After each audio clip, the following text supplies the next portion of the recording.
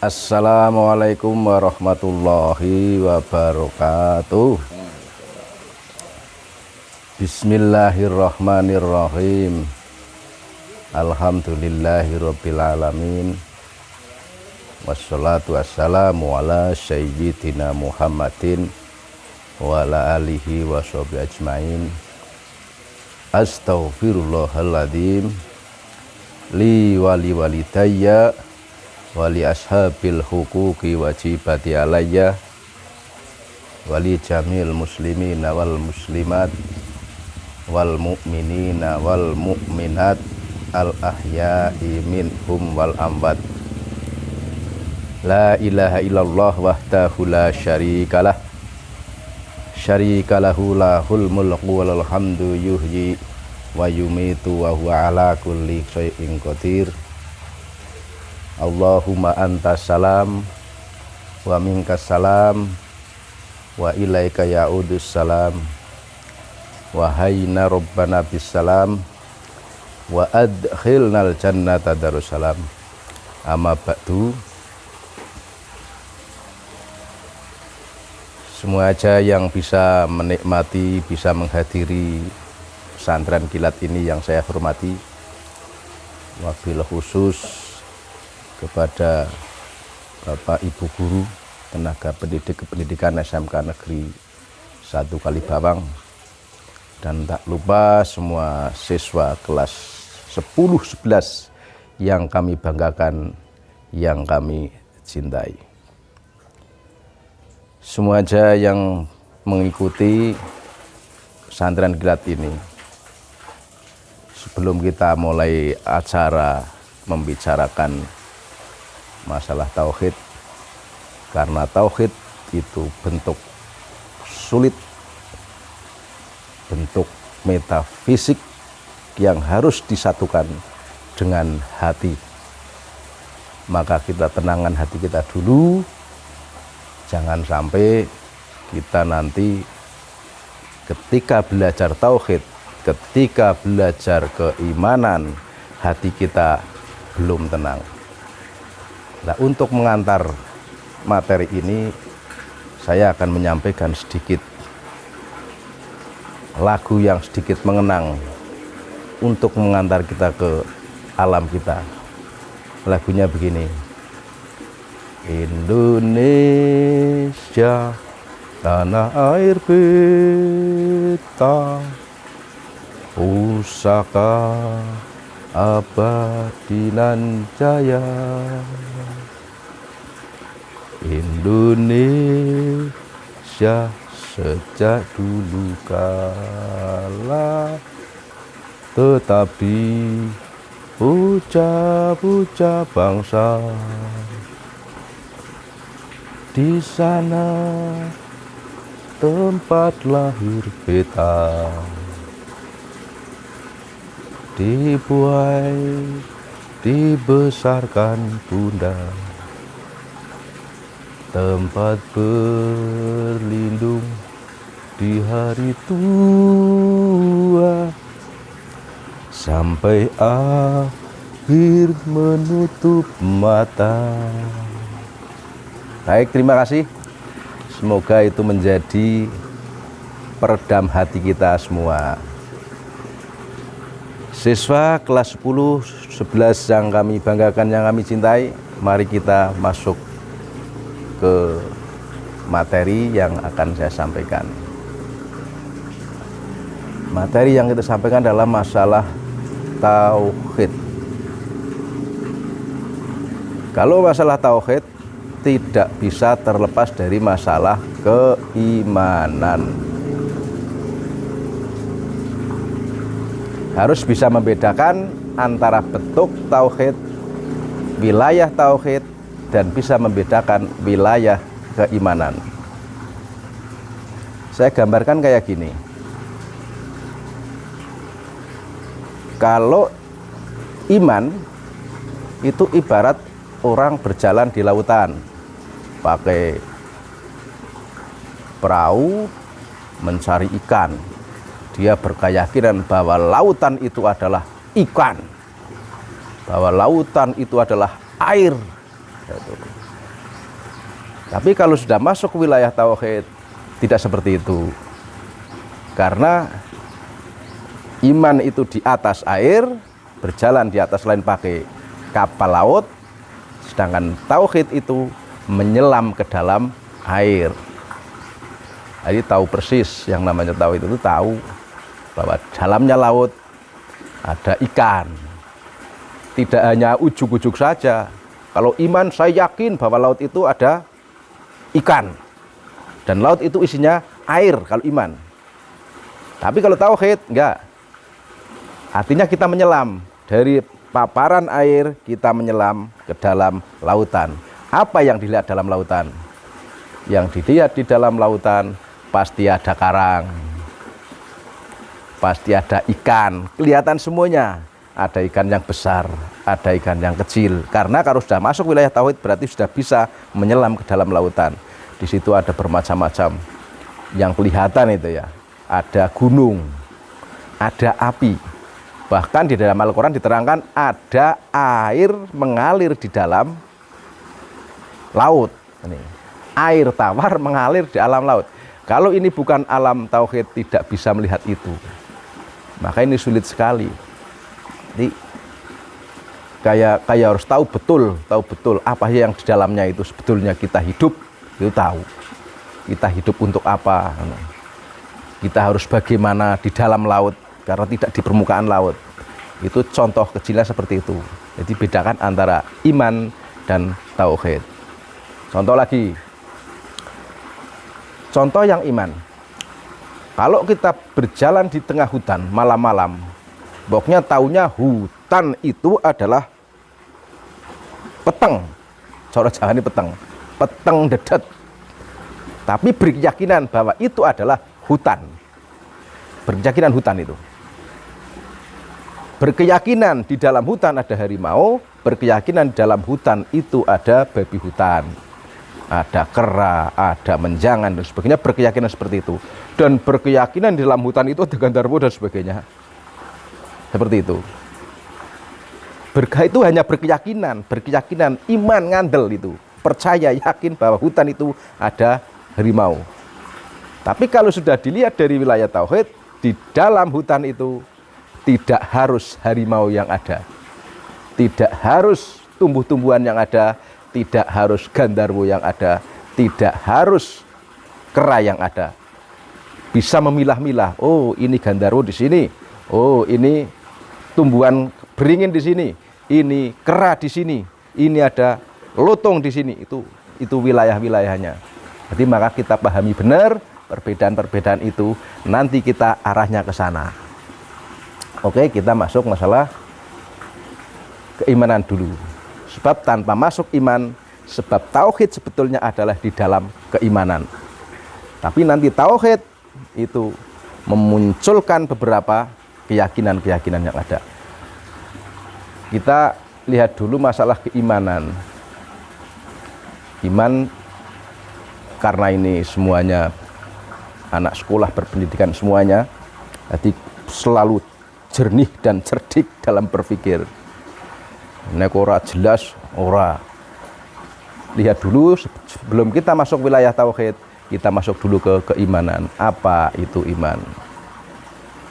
Jadi ditanyakan, iman cara cah sekolah itu harus secara bahasa apa, secara etimologi apa, secara istilah itu ditanya-tanyakan biasanya. Lah oke, kita gali dari cara bahasa dulu.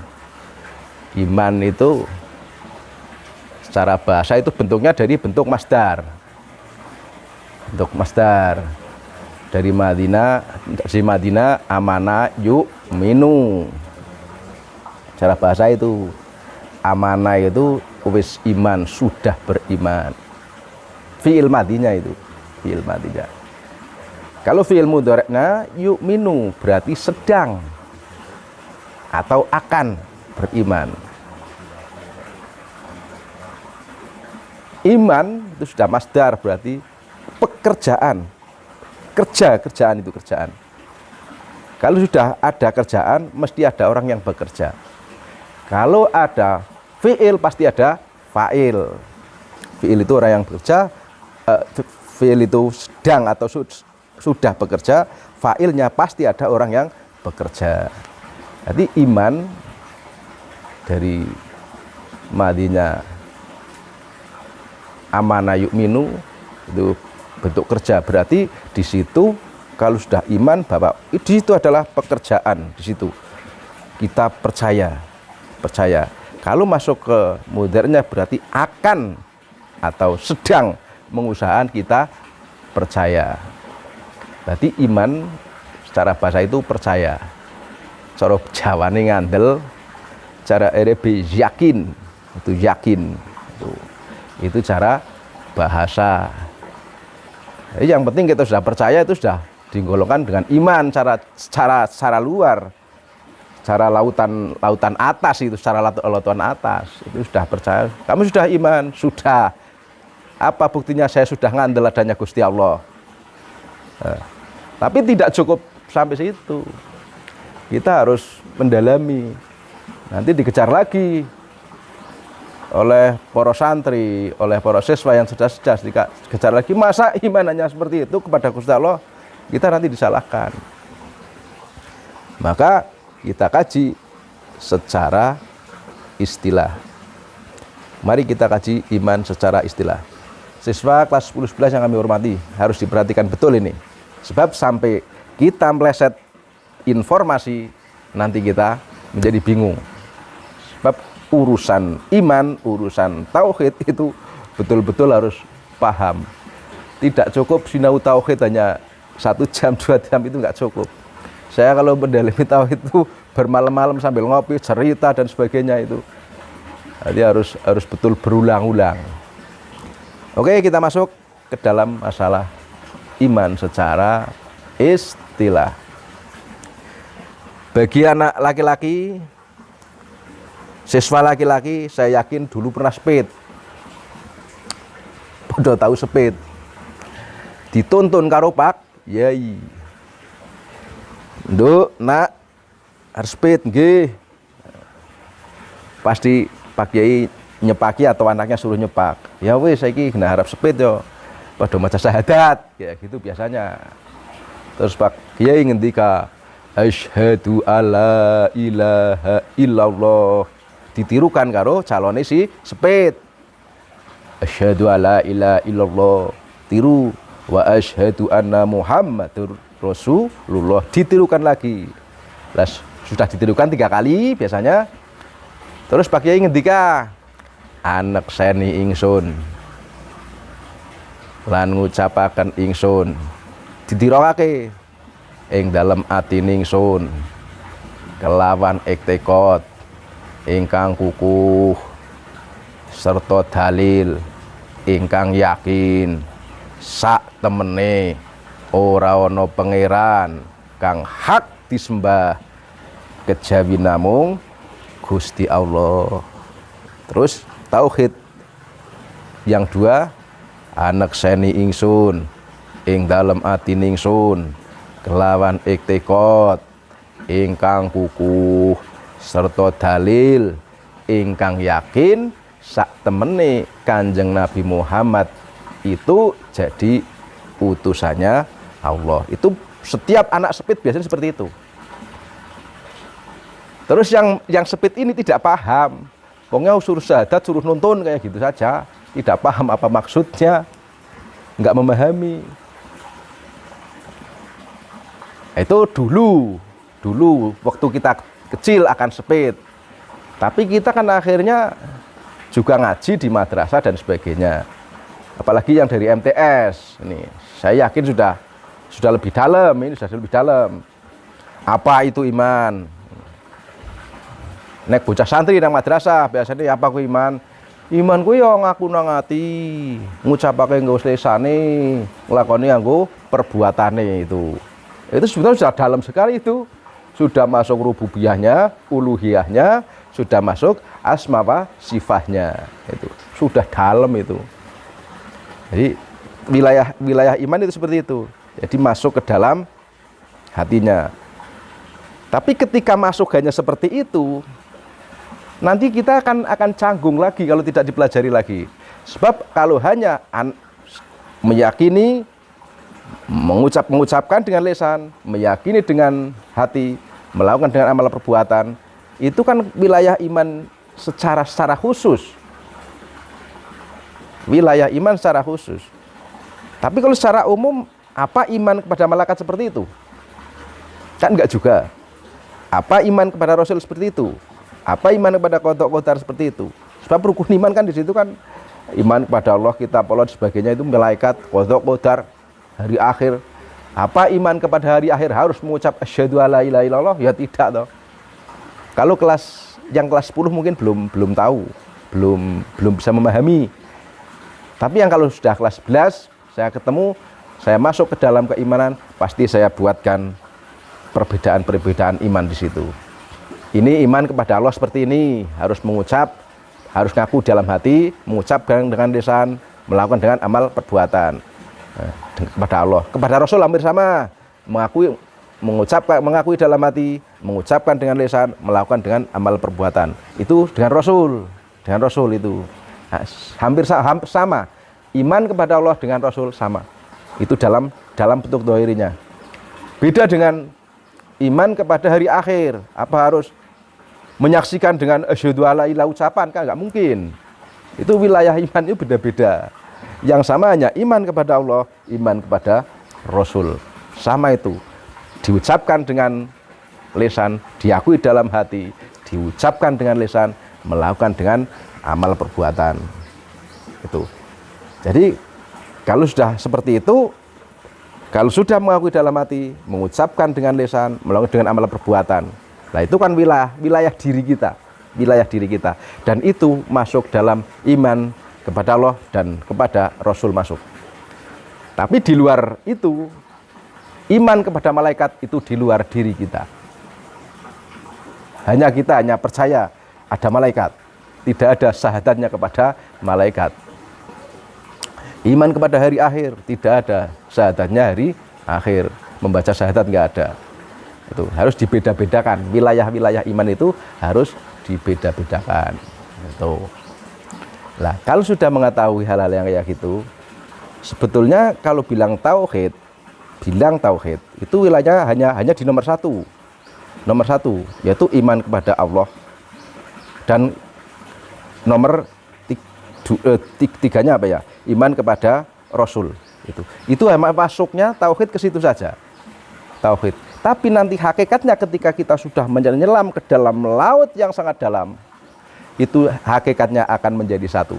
Bahwa nomor satu menjadi nomor satu ngurung kebi nomor dua, nomor dua ngurung kebi nomor tiga, nomor tiga ngurung kebi nomor empat, nomor 4 ngurung kebi nomor 5. Nanti akhirnya menjadi satu.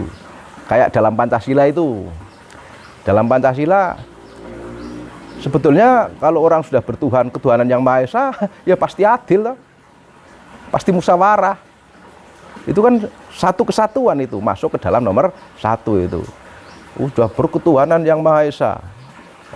Pasti di situ akan masuk wilayah-wilayah keadilan, masuk wilayah permusyawaratan dan sebagainya. Ya seperti itu keimanan. Jadi nanti wilayah nomor 1.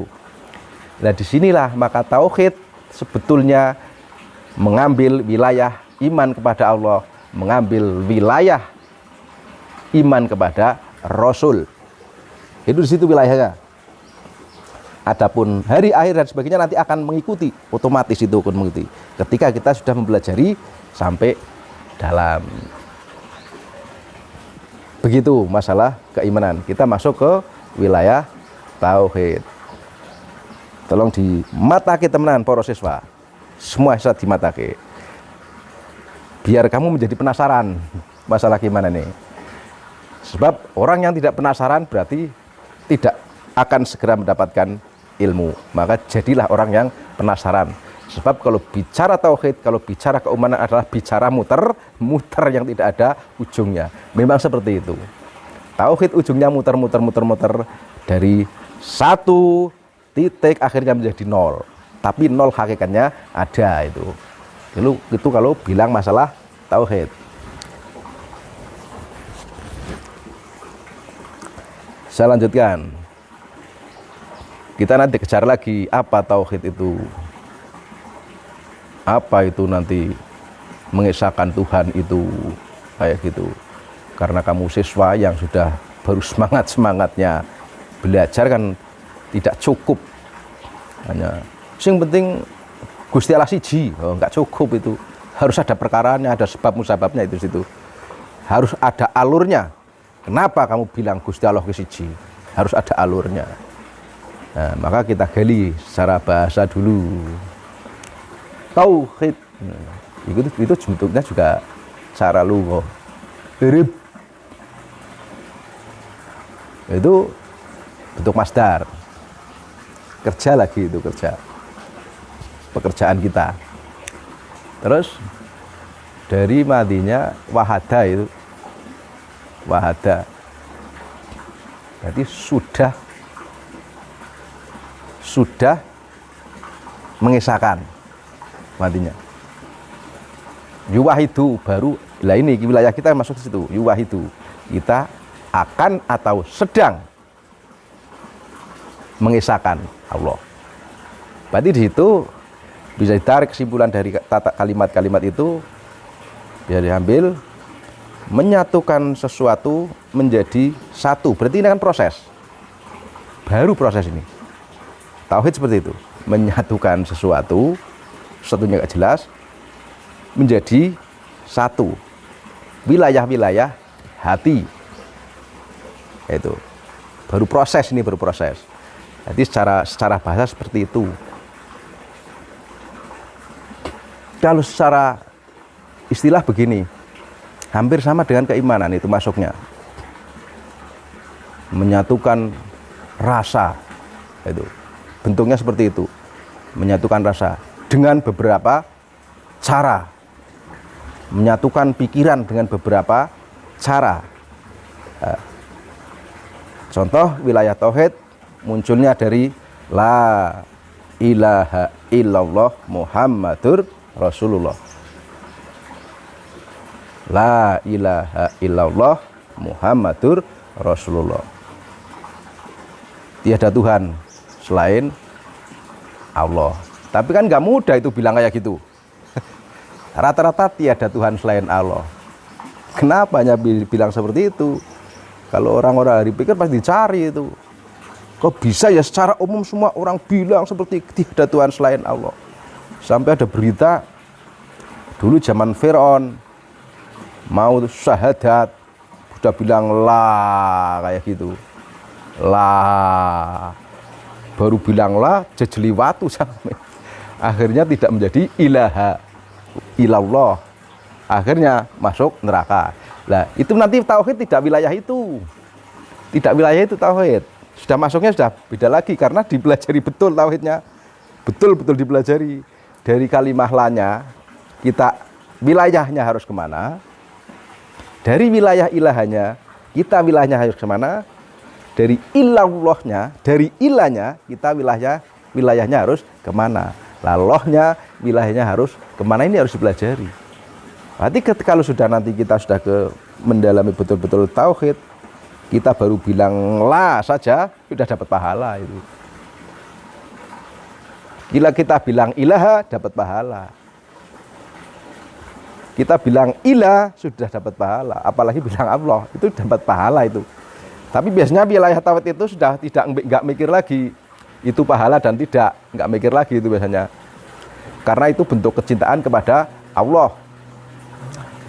Jadi kalau sudah wilayah tauhid tidak terlalu mikir-mikir cara bocah cilike apa ya? Ongkos.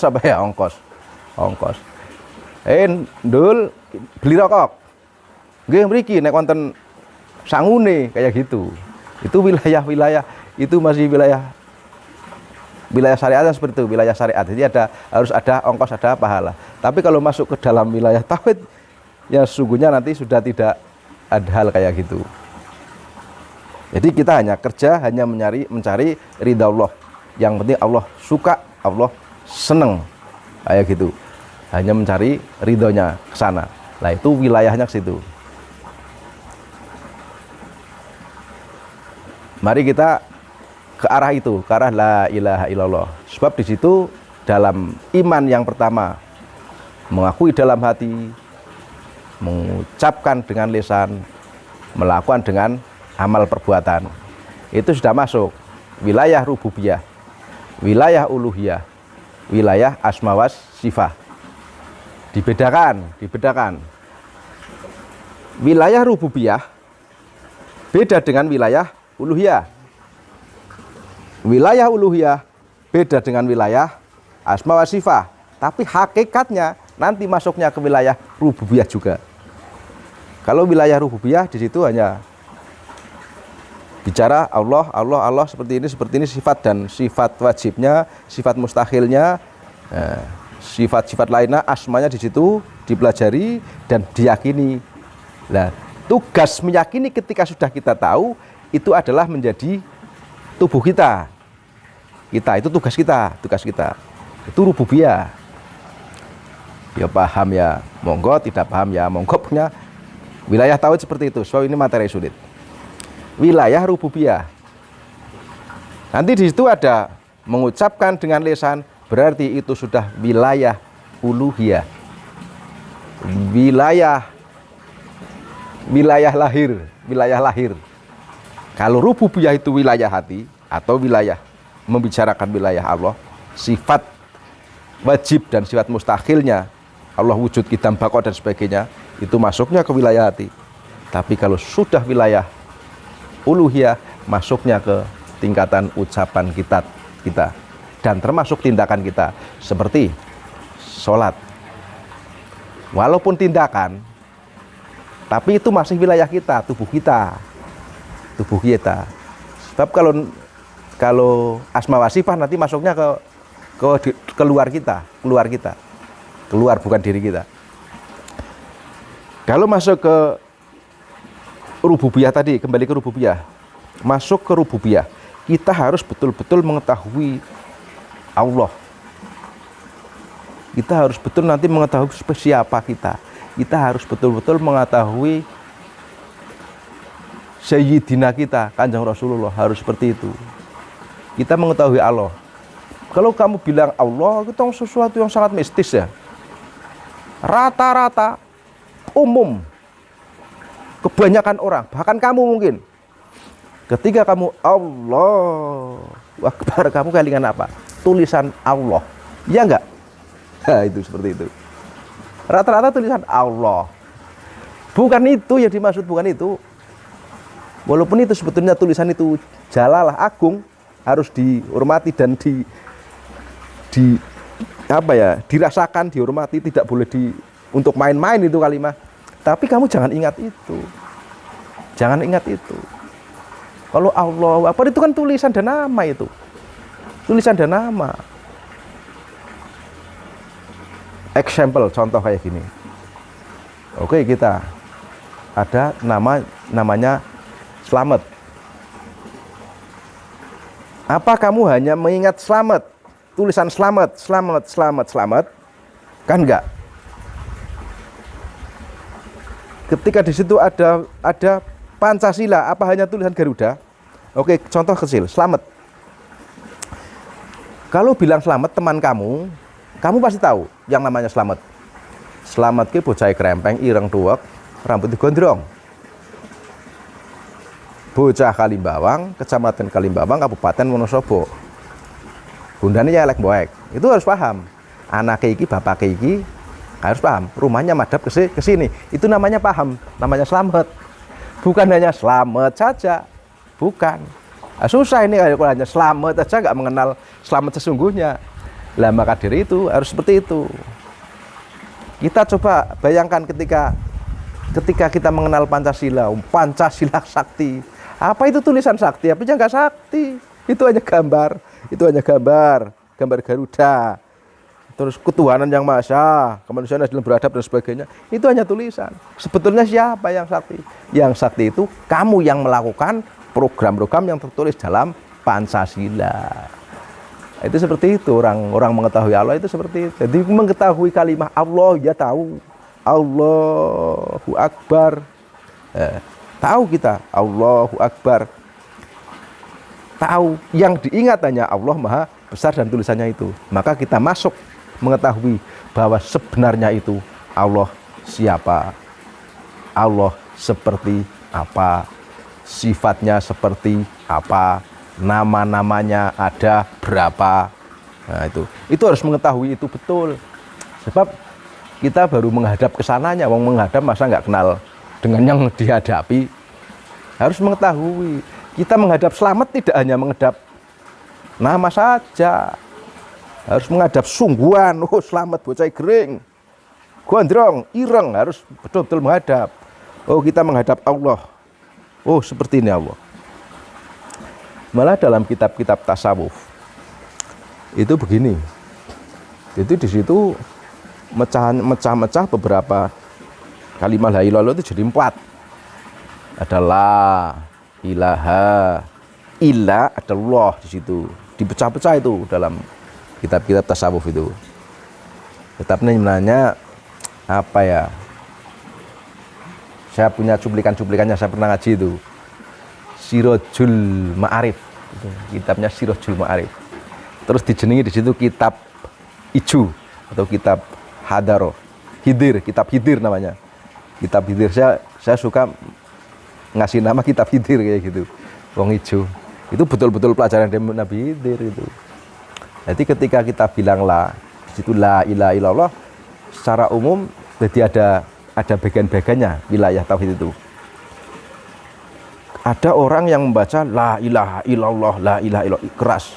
Itu sudah baik sekali. Sudah baik sekali itu. Sebab kalimat la ilaha illallah itu bukan kalimat sembarangan, itu sudah baik sekali. Dengan ucapan yang keras dan kompak. Mungkin ya gitu. Tapi gini, ketika baca la ilaha illallah dengan keras, lebih baik kita tahu maksud apa yang dibaca di situ dan apa yang kita angan-angan ketika kita baca la ilaha illallah. Artinya harus seperti apa. Itu wilayah-wilayah itu harus masuk. Harus masuk. Masuk. Di situ ada Allah itu wujud. Oh, bingung wujudnya Allah mana sih? Apa Gusti Allah kayak sering dibayangkan kamu?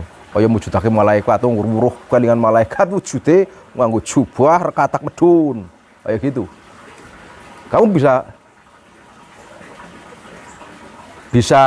terjadi kayak gini, ketika membayangkan Allah bisa seolah-olah Allah menongkrong di kursi goyang mangkrong-mangkrong nang kerajaan seolah-olah seperti itu. Lah itu jangan membayang-bayangkan seperti itu. Kalau bilang Allah jangan membayangkan bahwa Allah itu duduk di rumah yang paling bagus dikatakan dengan jubah, itu jangan seperti itu.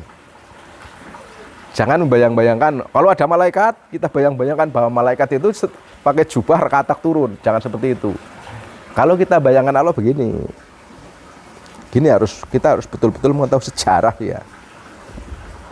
Betul-betul kita pelajari sejarah. Sejarah alam raya. Bukan hanya sejarah dunia ini yang dibahas.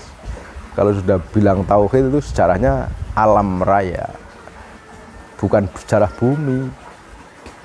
Kamu pernah mikir nggak? Pernah mikir nggak kamu semua? Allah sih kang dimbian-bian nih. Banyak sekali yang berpikiran seperti itu. Saya juga seperti itu. Gusti Allah nganakna dewek, biyen Gusti Allah kanggon sapa kepriki, walaupun sebetulnya sudah ada dalil lam jalid walam julat, tapi hati sering tergoda seperti itu. Sering goda seperti itu. Jadi lam jalid walam julatnya setengah-setengah saja kadang kala. Masih anak kecil sih. Nah, kita mikir Gusti Allah ki mbiyen keprige terus ngesuk nek kiamat Gusti Allah arep ngendi karo apa. Itu kan terjadi hati jadi tidak tenang. Maka kita pelajari dulu. Lalu sudah dibilang wujud, Allah wujud, kita kok kan hafal itu ada. Allah wujud, kita kok mukhalafatul lil hawadisi qiyamuhu binafsihi wahdaniyat qadrat iradat ilmu hayat sama basor kalam qadiran wa muridan aliman hayan samian basiron mutakaliman. Pada hafal itu, harus hafal. Nanti kita pelajari bersama. Ketika kita sudah tatap muka harus hafal nanti. Itu sifat-sifat Allah itu wujud. Bayangkan wujudnya Allah seperti apa. Nah, coba kita bayangkan sedikit. Ini menjadi PR juga nih. Nanti kita bayangkan wujudnya Allah seperti apa. Kita harus arahnya kemana ketika mengetahui Allah. Kita harus mengembangkan pemikiran-pemikiran yang ada. Harus tidak puas dengan hanya Allah satu, Allah satu, Allah satu. Harus jangan puas. Kita pelajari, harus kita pelajari betul. Kita harus berpikir pelan-pelan, tidak bisa rebusa-rebusuh dan sebagainya untuk memikirkan hal ini. Enggak bisa. Maka dari itu, kawan-kawan, saudara-saudara semua, untuk membicarakan ini saya yakin tidak cukup sampai sini. Tidak pernah akan cukup. Kalau belajar atau kalau ngaji masalah tauhid tidak cukup urusan waktu 1 hari, 2 hari, 1 minggu nggak cukup. Kita harus berbicara lama dan menenangkan hati dengan santai.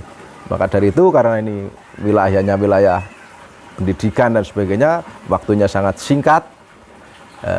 Nanti saya bikin kamu penasaran agar kamu mengejar besok saya di sekolahan. Seperti itu dulu. Kejar dulu, jangan puas kamu, harus dikejar ilmu masalah ini. Saya kira waktunya sudah mepet, sudah habis. Mohon maaf semua kesalahan, dan selamat berjuang, selamat belajar. Pokoknya kalau ilmu kita jangan puas. Kita akhiri, wallahu muwaffiq ila aqwamit thoriq. Wassalamualaikum warahmatullahi wabarakatuh.